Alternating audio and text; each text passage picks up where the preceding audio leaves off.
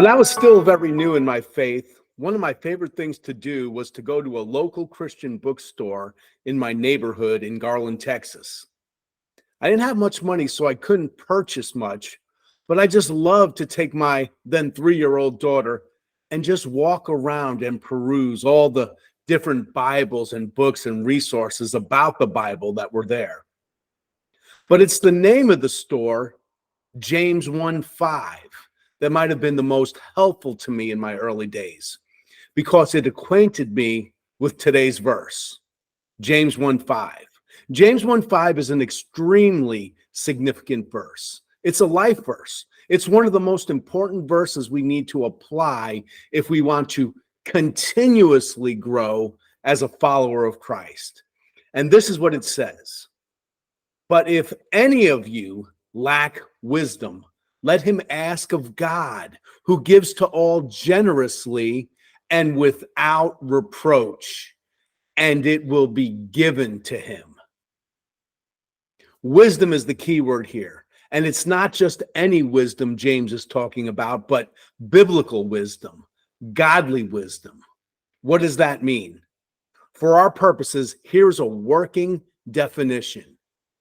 Biblical wisdom is the ability to take the revelation provided for us in the Bible and apply it to our everyday lives.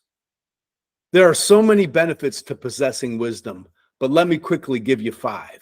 Number 1, wisdom helps you think in a godly way.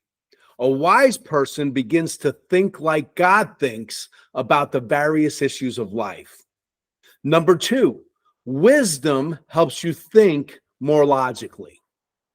Number 3, wisdom helps you see things more clearly. You see, a lack of wisdom brings confusion, but wisdom brings clarity. Number 4, wisdom helps you make better decisions.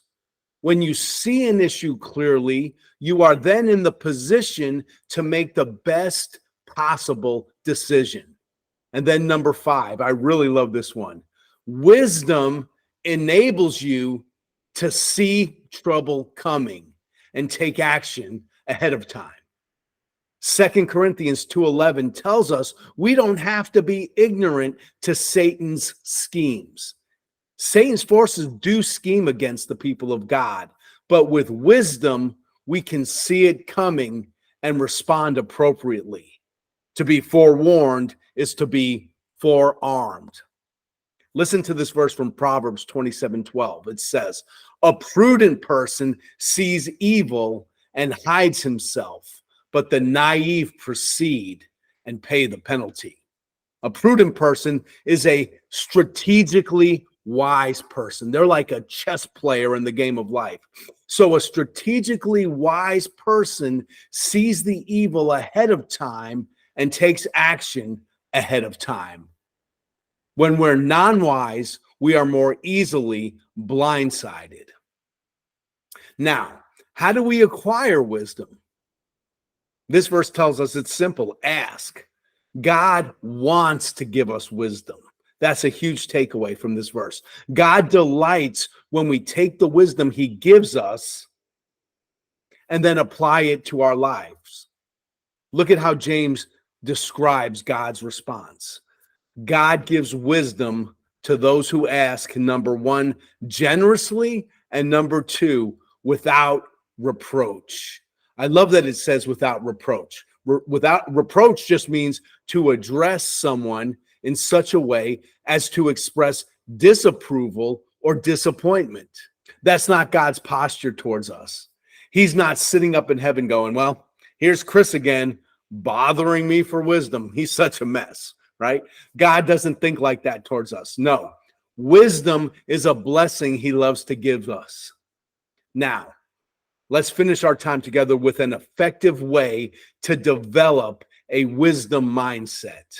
You see, the mind, it makes a great servant, but it's a horrible master.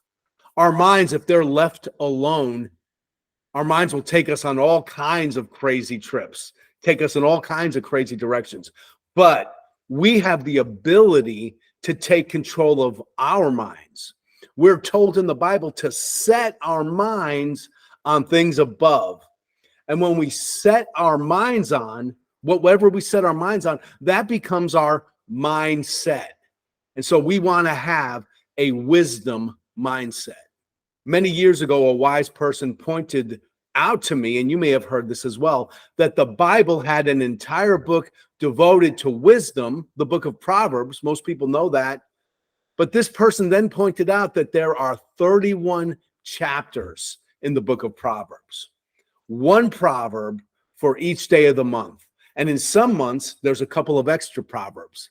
And so in my opinion, in my experience over my lifetime, the best way to develop a wisdom mindset, a mind that is constantly thinking of the best ways to apply God's truth to everyday life, is to simply do a proverb a day.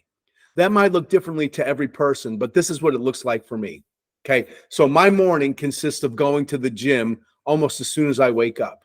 And what I do now is, before I get in the car, I load the day's proverb on my Dwell Bible app.